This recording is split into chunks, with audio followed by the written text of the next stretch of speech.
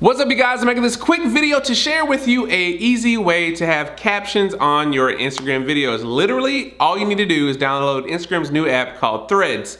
It will allow you to basically, as you speak, the captions will come up on the story.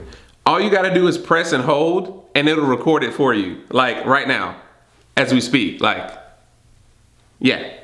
I mean, you guys, it'll even censor your words. Like if I were to say shit, or damn, or motherfucker.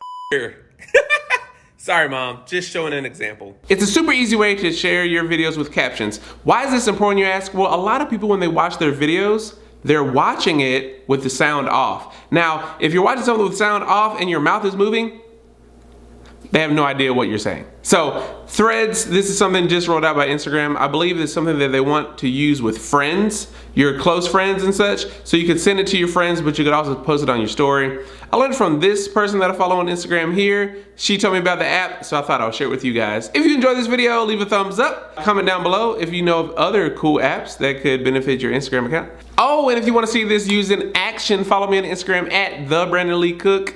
Catch you there. Peace.